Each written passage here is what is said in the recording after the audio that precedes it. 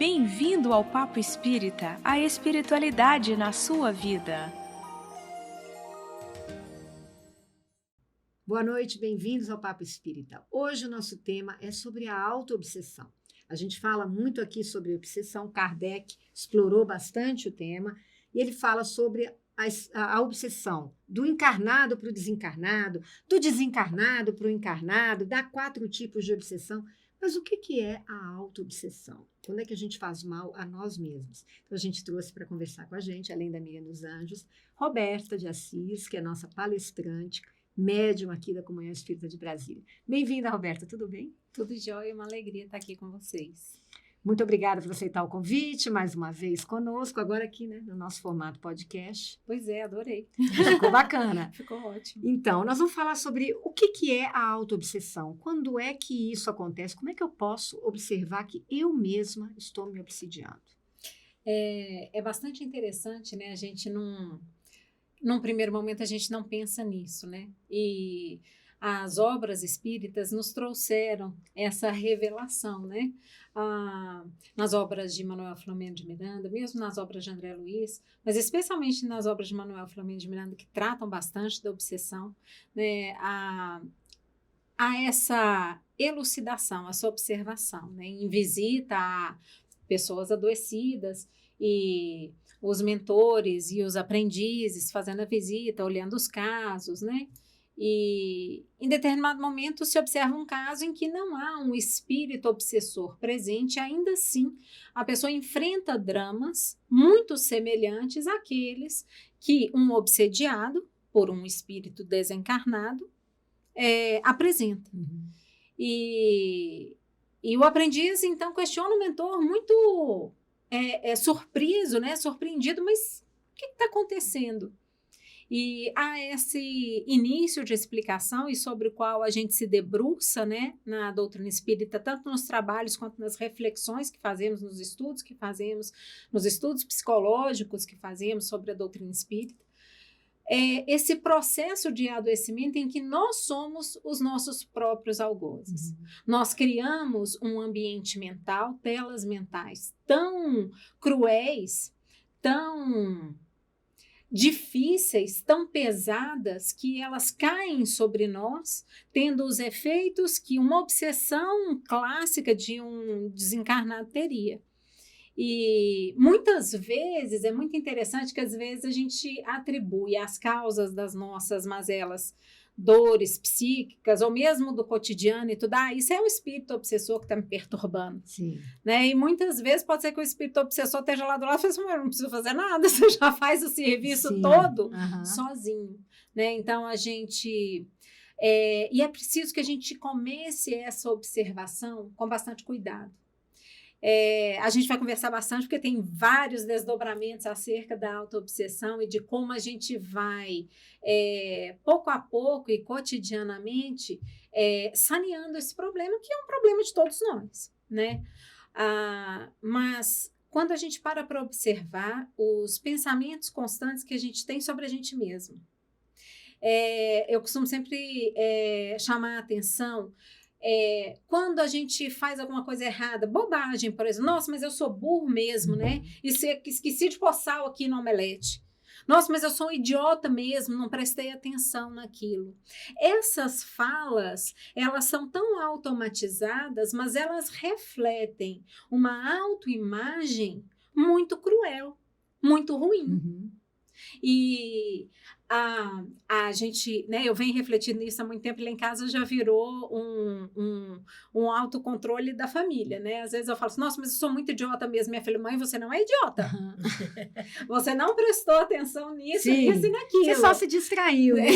E aí, mas nesse auxílio mútuo que fazemos uns dos outros para tratar o sintoma, né? Porque essas falas são sintomas de uma doença que está instalada, de uma visão autodepreciativa muito grande, e isso traz impeditivos da nossa reforma íntima, do nosso processo de autoiluminação, do nosso processo de pacificação das nossas relações conosco e com os outros, com o nosso processo de construção da fé.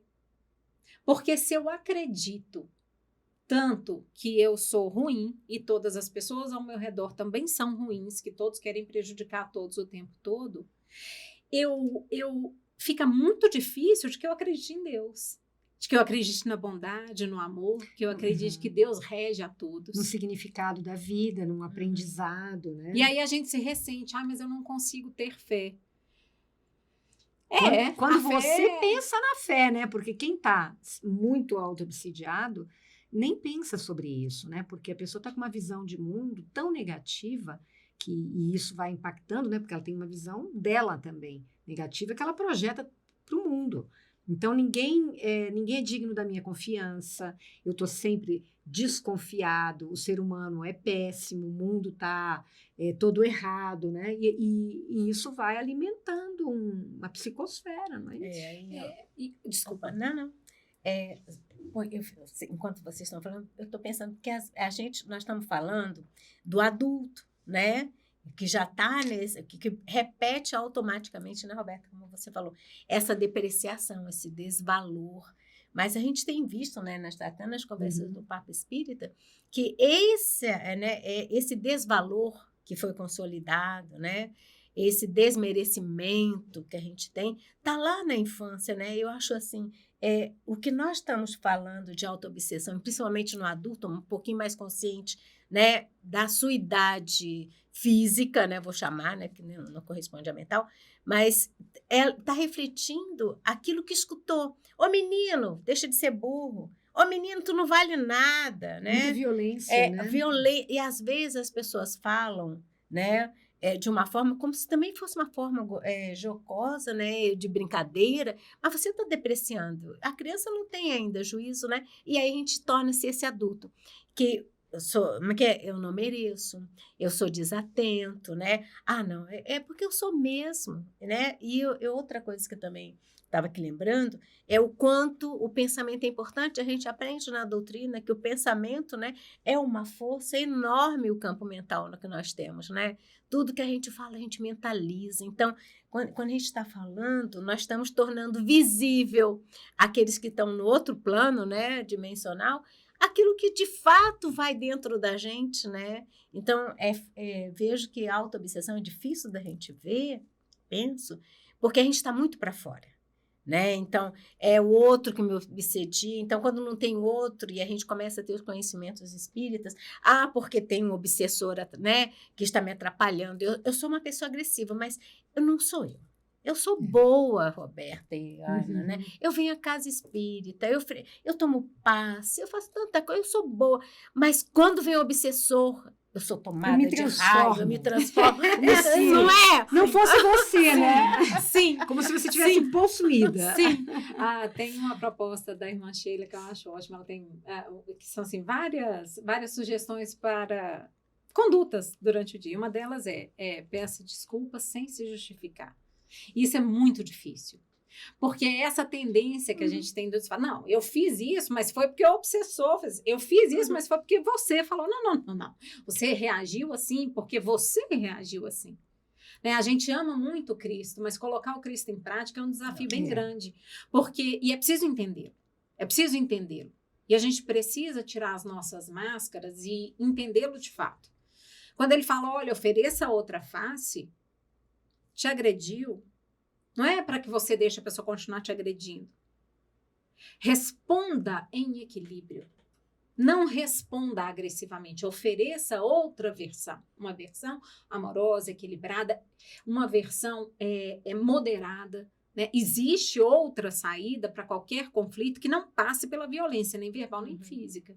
Porque senão depois a gente, não, eu fiz isso, mas por que isso e aquilo? Não, eu fiz isso porque eu fiz isso. Eu fiz isso porque... Muito embora eu possa até ter um obsessor desencarnado, ele somente conseguiu acesso porque a minha psicosfera estava tomada da mesma energia. Ele não cria nada, né? Que a gente não tenha, né? E é muito interessante você chamar a atenção para esse processo da criança. E quando nós somos chamados a educar, né? E o processo educativo, ele precisa ser... Né? Obviamente, a gente precisa educar os nossos filhos, mas nesse processo o ideal é que a gente aproveite para se autoeducar também. A gente revisita a nossa infância. para que a gente possa evitar os erros que fizeram com a gente. Né? Muitas vezes a gente escuta que ela fala, não, mas se fizeram assim comigo, eu tô aqui ótimo. Não estamos. Né? A gente sabe que a gente não tá ótimo, a gente tá aqui fazendo muito esforço para melhorar, inclusive. E eu outro dia vi num post né, no Instagram sobre uma lei que impede que a gente bata na criança, faça maus tratos na criança.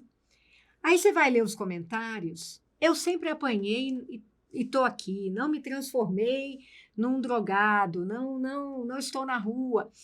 E aí você vai vendo aquilo, as pessoas justificando, não, a violência que eu sofri foi boa, foi positiva. E não foi, né? Claro que não, mas e não foi. A pessoa nem reconhece. Quando isso. você agride uma criança, em última análise, você está falando com ela que a resolução dos conflitos máxima será sempre pela violência. Pela violência. E aí, você quer um mundo esse pacífico. ser humano acha que ele não está perpetuando a violência. Ele pode não estar sendo violento fisicamente, mas mentalmente, verbalmente, a atitude dele é violenta. Justamente porque ele nem reconhece que, olha, eu sofri violência, eu não quero repetir isso. E existem, é aquela coisa, dá mais trabalho. Mas o resultado é muito melhor. Né? De fato, você começa a criar pessoas que vão buscar resolução de problemas que não passem nem pela agressão física e muito menos pela verbal. Que passem por respeitar o outro, por ouvir um pouco, por entender que a verdade toda ninguém domina. E que soluções são encontradas, e as soluções para o nosso planeta, para os nossos dilemas, todas elas serão coletivas. Nenhum de nós vai resolver sozinho. Nós precisamos, como que a gente vai enfrentar mudança climática com todas as suas consequências sozinhos?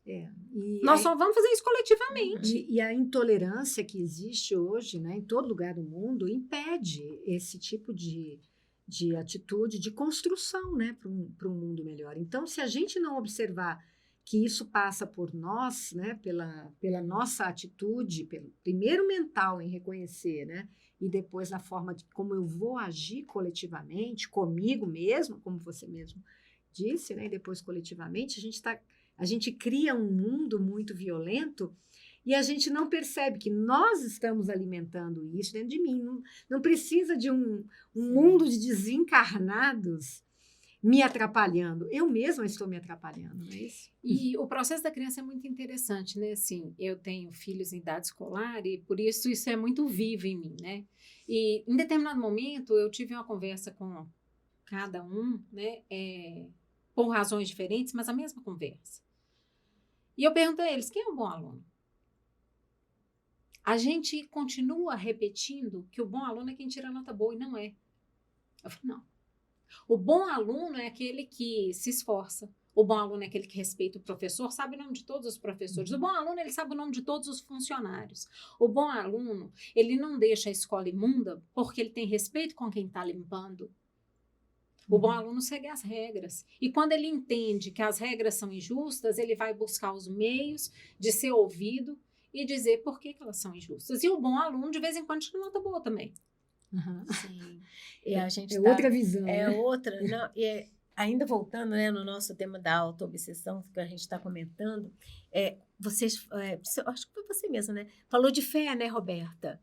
E aí eu estava aqui pensando, às vezes a gente está dentro de uma instituição religiosa e usa a fé como um álibi. Né? Então, eu sou de determinada linha, né, religiosa e acho que eu já tenho um certo privilégio, né, no desencarne de ser considerado uma pessoa boa, né, quando, na verdade, eu não sou. Então, a gente usa a máscara daquele que corresponde ao perfil, né, do fiel daquela linha religiosa, mas internamente, dentro do meu lar, né, dentro de outras relações, às vezes eu frequento ambientes que seriam incoerentes aos pensamentos, né, aos ensinamentos daquela linha religiosa, por exemplo, né? Então, essa coisa de se olhar, né, da gente criar uma psicosfera favorável, passa por tantos segmentos, né, da vida da gente. E você falou de fé, pensei nisso. Às vezes a gente tem a fé como um álibi. E é interessante, a gente precisa tomar muito cuidado, eu sempre digo isso, para a gente não ser cristão sem Cristo. Ser o cristão só na palavra, Aham. né? E assim, com relação a essa questão, né, da gente se colocar no mundo de uma maneira mais amorosa, mais compreensiva, mais gentil, não significa que a gente agora vai falar que o que é errado está certo. É dar uma resposta mais coerente com o evangelho. E aí a gente pega Jesus e vai olhar como que Jesus tratava os desviantes, digamos assim. E a gente não dá conta de tratar igual, não é? Mas, e aí Jesus vai perguntar pra gente, tu me amas? Como ele perguntou para Pedro. A gente vai falar, claro que eu amo Jesus. Olha, você é tudo. Você é o alfa e o ômega. Pedro Começo e fim. Pedro também amava. Que eu te É. amo. E a resposta de Jesus para Pedro é, apacenta as minhas ovelhas. Uhum. Traz paz para o rebanho. E faz o que eu ensino. Ai, Jesus, mas aí estava um pouco complicado, né? Mas a resposta de Jesus é sempre a pedagogia do amor, né? Uma das passagens mais simbólicas a esse respeito, né? É a da mulher adúltera. Né? Assim, essa é a postura que a misericórdia propõe para cada um de nós. De si mesmo, a gente não precisa preocupar que de si mesmo ninguém foge. A gente não vai, como você disse, ao desencarnar, passar por grande transformação. A grande transformação vai ser que a gente vai ter a exata consciência de que a gente tem que viver naquilo que, na verdade, nós somos. Aquilo que eu acredito de mim e dos outros, aquilo que vai se tornar uma realidade ainda mais premente. E se eu alimentei a raiva, a descrença, a desconfiança, A culpa, o o medo. tudo isso vai me aprisionar ainda mais. E a gente vai para o mundo espiritual, do jeito que a gente deixou aqui, o mundo Sim. físico. Vamos nos auto-obsediar lá, porque a gente, nas reuniões mediúnicas, sabe e recebe esses irmãos que estão em profundo sofrimento, né? Até a hora que eles tiram isso, né? Através da ajuda da equipe espiritual. Tira aquele foco, né? E traz para uma outra realidade, para uma mudança, uma possibilidade de reconstrução daquilo. E aí ele se vê, nossa, eu também não sou tão ruim, né? A questão da culpa, ela é central na questão da auto-obsessão. Você toca num ponto que ele é central. Né? E, de novo, voltando na mulher adúltera, né? Jesus, depois de acabar com o pampeiro todo, né? Que estava todo mundo lá, ai, vamos fazer isso, vamos fazer aquilo, vamos jogar não sei o pedra. quê, pererê. É o julgamento, Aí, né? Jesus não fala nada no começo, né? Sim. Ele começa a desenhar na areia e tal, diminui o tom. Ele já diminui o tom, né? Não é pra gente ficar gritando. Ele não amplia. Muito bem, quando as pessoas começam a ficar mais calmas, são capazes de ouvir, isso tudo ensina a gente. Ele fala, quem tiver isento de erro, fica à vontade, cata a pedra, joga aí, fica à vontade. E continua escrevendo na areia. E vai todo mundo saindo, primeiro os mais velhos, depois os mais novos. E aí vem um diálogo muito interessante, em que Jesus olha para a mulher e fala, cadê os que te condenavam? E ela fala com Jesus, não tem mais ninguém aqui.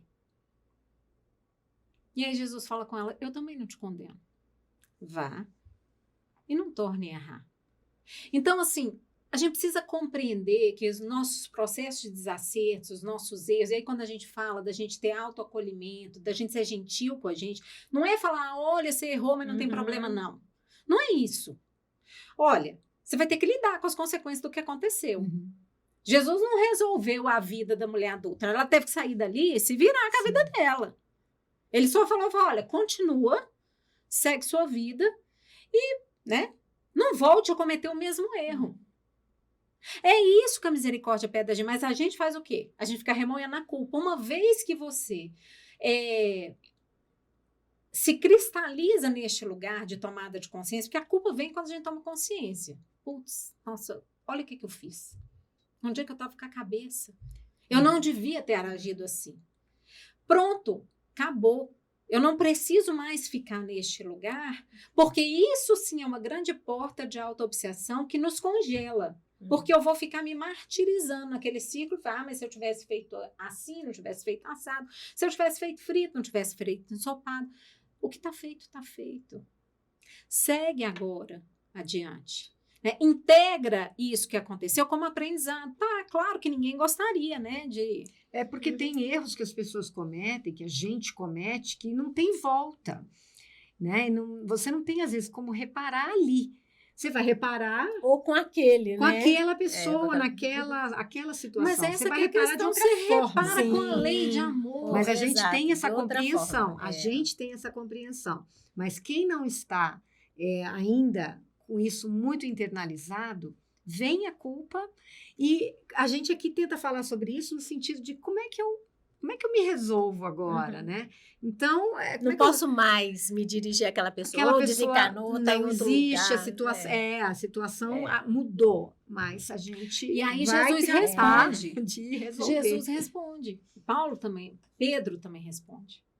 Jesus responde: aquele que muito amou foi perdoado. E aí, se aquela pessoa, aquela situação não está mais acessível, milhares de outras estão. A própria misericórdia divina fará chegar à minha vida oportunidades de reparação. E que eu ofereça a todos na minha jornada o melhor de mim. Como uma oferta àquele que eu não posso mais alcançar. Jesus não fala aquele que muito sofreu foi perdoado. Jesus fala aquele que muito amou foi perdoado. E aí depois vem Pedro e fala: o amor cobre uma multidão de pecados. Porque o que a pedagogia divina quer? É que a gente se redima, que a gente aprenda que aquilo não é para fazer, é para fazer de outro jeito. Que desamor só gera dor e mais desamor. Então, quer que a gente retifique. É só isso. Então, para que a gente vai ficar, né, tentando ser mais realista que o rei? Mais punitivista do que Deus? Agora, Roberta e Miriam, esse lixo mental, né? Vamos chamar assim, de um lixo mental que a gente adora cozinhar dentro de nós, né? Todos nós ainda, uns mais, outros menos. Sim. Sim. E tem a gente aqui, imagino que a gente esteja tentando identificar o lixo mental, né? Já é um avanço, né? Porque tem gente que está rodeado daquilo. E esse lixo mental vai consumindo a gente, né? Porque a gente vai olhando as pessoas com desconfiança, a gente não acredita mais que o mundo tem salvação. Então, como é que eu vivo nesse mundo em que eu não confio em ninguém? Isso é uma porta aberta para a autoobsessão, para a obsessão também, para doenças físicas, emocionais, para todo situações, tipo de amargura e, sobretudo, para um sentimento de solidão e abandono. É quase invencível. Tudo é processo, né? Você fala muito bem, tem que ser um esforço cotidiano, porque a gente tende a voltar para este lugar, porque é o que a gente está habituado, né? Nós somos espíritos imperfeitos no mundo de provas e expiações, ou seja, a gente, um planeta feito, o planeta Terra, é destinado a espíritos que ainda são dominados e regidos pelo orgulho e pelo egoísmo. Óbvio que nas nossas relações, elas vão ser um tanto quanto adoecidas e a gente vai ter um tanto de mazelas. Então, se a gente não se esforçar cotidianamente nessa limpeza, nessa remediação, vai acontecer, feito acontece com uma casa que você não limpa, ela vai ficar imunda, ou com uma ferida que você não trata. Ela vai infeccionar num ponto que ela vai comprometer todo o organismo, em sepse, e você vai morrer. Então, assim, é compromisso de encarnação inteira, porque a gente traz esse tipo de comportamento e pensamento e fluxo mental há muitas encarnações, né? Mas aí a gente pode ficar bem feliz justamente com essa fala de Jesus e com essa fala de Pedro, né? Assim, o amor, ele é um catalisador. Uma vez que eu consigo ir aumentando na minha vida as práticas amorosas, a gentileza, o trato gentil com todo mundo, a mudança, ela ganha corpo e a gente vai melhorando mais rápido do que o tempo que a gente levou adoecendo. Mas é preciso que haja persistência, né? É preciso que haja um esforço constante. Todo dia vai ser difícil, né?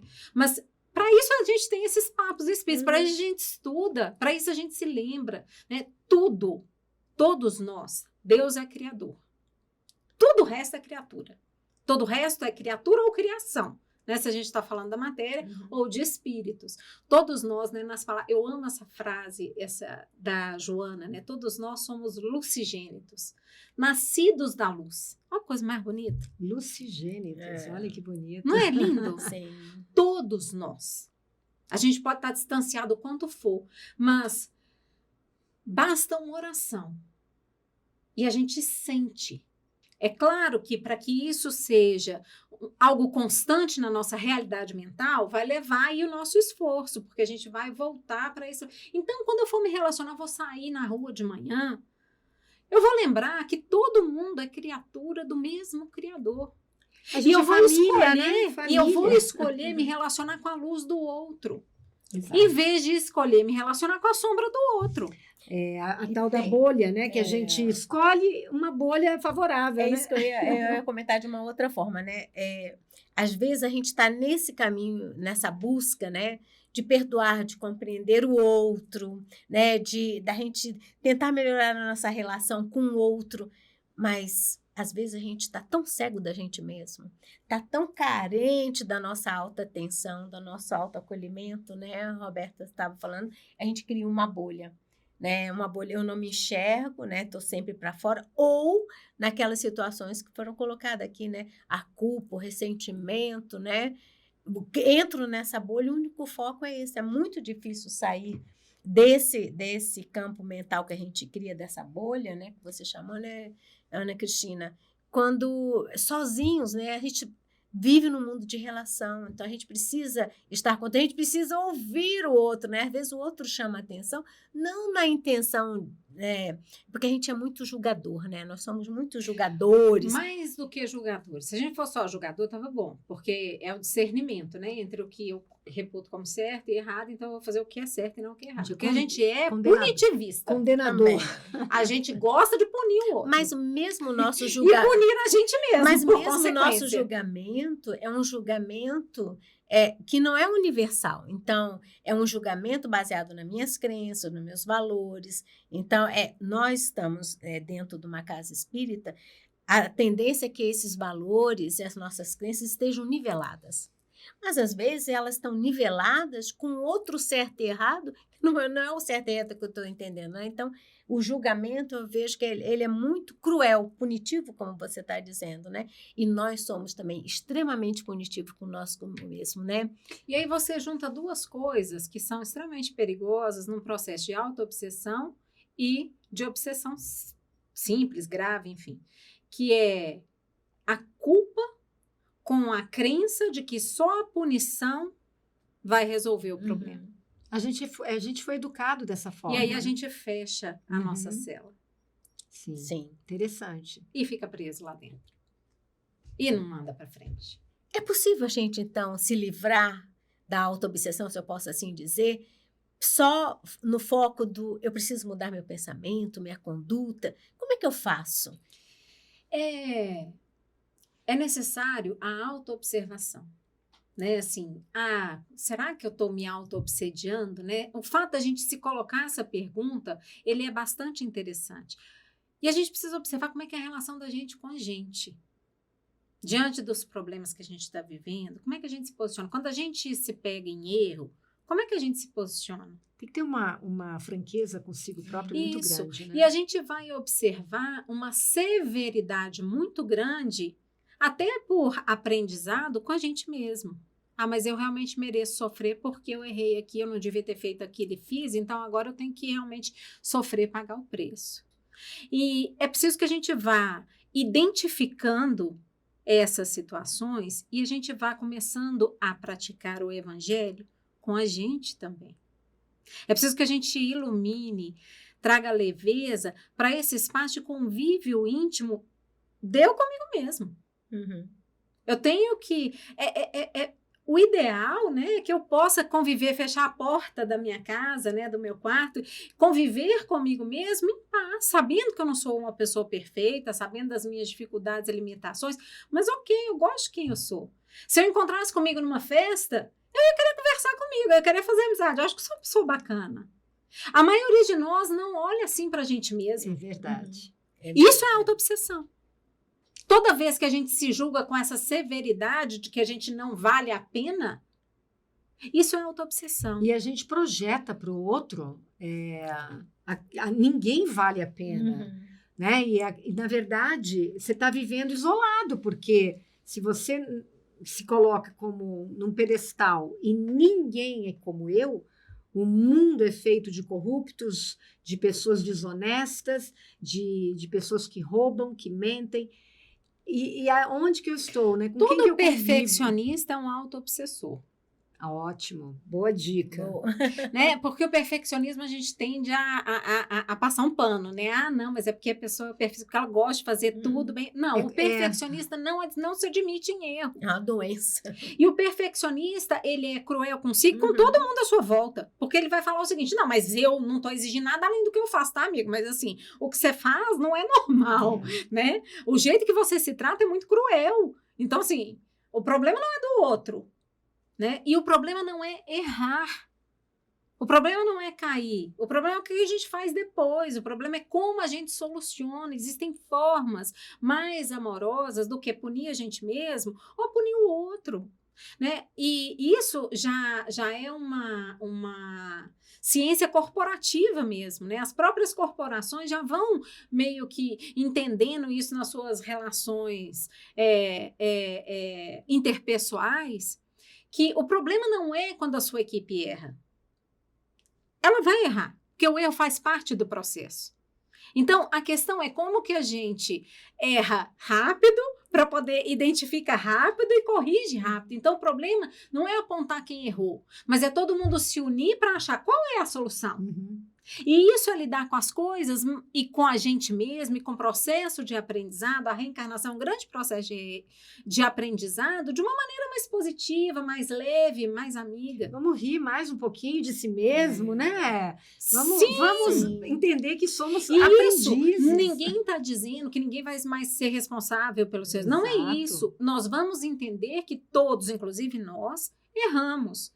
E quando a gente está tentando acertar, a gente não erra porque a gente é ruim, não. A gente erra tentando acertar a maioria de nós, né? A maioria de nós não está rendido à maldade. A maioria de nós não está.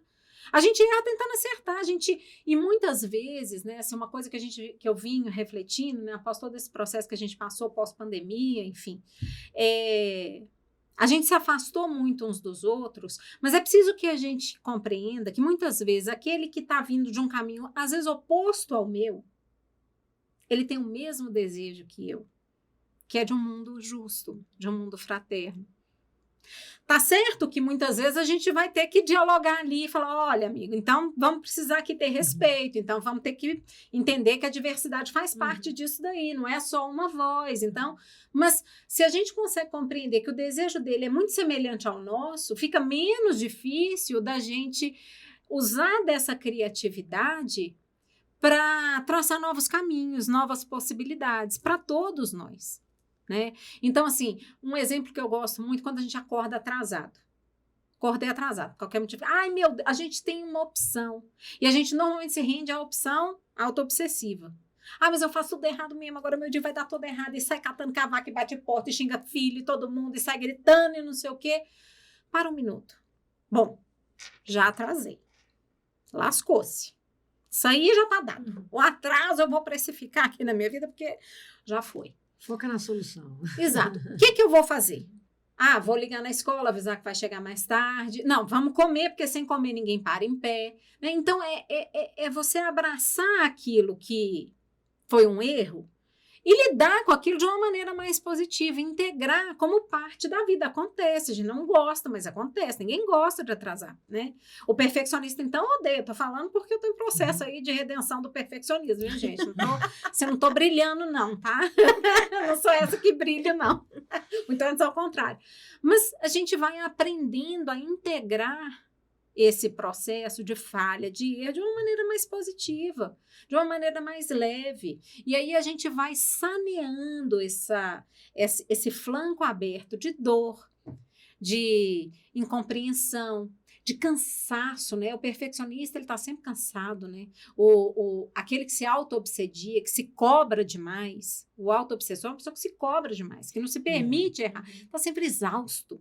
E nesse mundo que nós estamos vivendo com muitos adoecimentos mentais, né? Porque estão dizendo que agora a onda que vem é de adoecimento Mas é porque emocional, né? Kardec nos disse, né, que no final, né, no Nessa processo da transição, regeneração, né? não seria o terremoto, não seria nada físico, né, mas seriam os casos de suicídios e os casos, né, suicídios e doenças mentais, né, que também passamos por isso, né, e a gente vê essas coisas acontecendo, né, então é uma coisa muito, é na Gênesis, né, gente, que está no capítulo que está falando, se não me engano.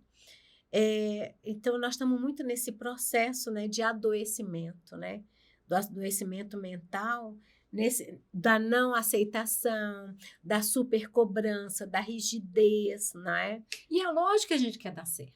E é lógico que a gente quer ser o homem de bem lá do evangelho, né? Sim. Assim, aquele lá, né, que tá acertado. É claro que a gente quer isso.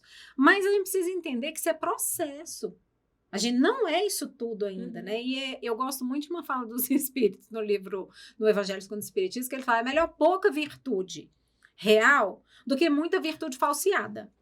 Porque a gente quer pular a etapa. Lógico, a gente quer ficar bonito na fita, Claro. né? Só que o problema é que a gente cria uma persona insustentável, porque ela não está arrimada em quem nós somos de verdade.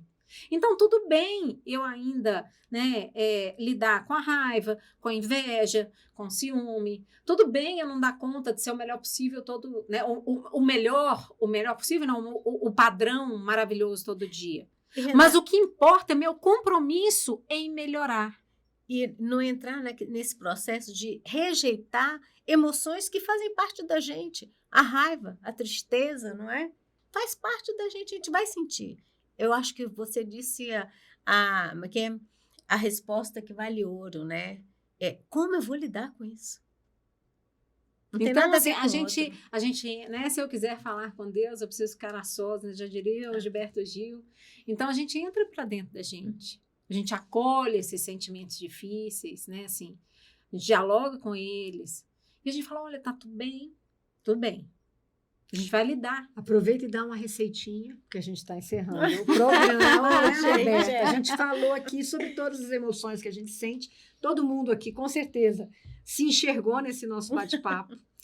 Mas a pessoa, vamos lá, Roberta, em poucas palavras, a pessoa que está olhando, decidiu que ela quer observar dentro dela. Será que eu me auto-obsedio? Que dica você daria e como que ela pode fazer essa transformação para ir buscando esse autoconhecimento? Sabe uma coisa que eu acho que é bem útil? Um exercício que eu acho que é bem útil. Todas as vezes, né, que a gente está fazendo um julgamento sobre si mesmo, sobre algo que a gente fez e que a gente não gostou, uma situação ou um traço de caráter que a gente tem e não gosta, como você aconselharia a pessoa que você mais ama se ela chegasse para você e narrasse esse problema? O que você ia falar com ela? O que você ia oferecer para ela? E normalmente não são as palavras que a gente oferece para a gente. A gente é gentil, porque a gente vai olhar o melhor lado. A gente vai explicar para essa pessoa, não, tá, tudo bem, tem isso, mas também tem aquilo.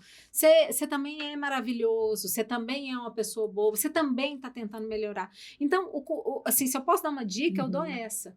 Né? Se trate como a pessoa que você mais ama nesse processo de autoconhecimento. Seja gentil, seja compreensivo, entenda que só de você já estar nesse processo de autoanálise e tentar melhorar, você já está no caminho certo. Você já é uma pessoa boa, você já é uma pessoa bacana de estar fazendo isso.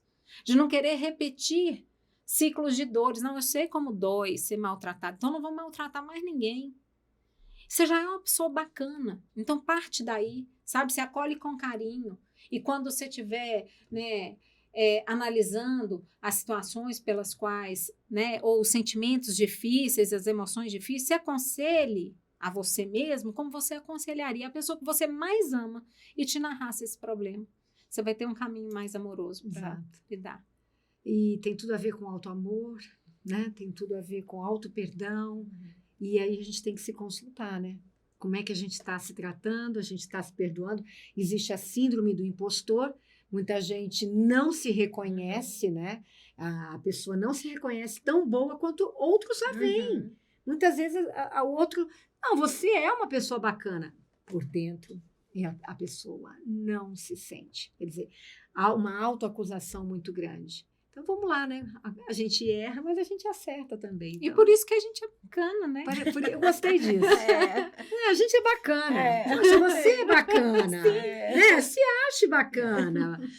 Vamos nos congratular, gente. Obrigada por essa audiência que vocês nos deram. Espero que vocês tenham gostado aqui do nosso bate-papo. Roberta, muito obrigada pela sua presença. Eu que agradeço. É uma Conosco. alegria estar aqui com vocês sempre. É um bate-papo muito gostoso, bom. né? Miriam Sim. também, de novos cabelos. Ah, Espero que vocês tenham ainda. gostado, linda, é.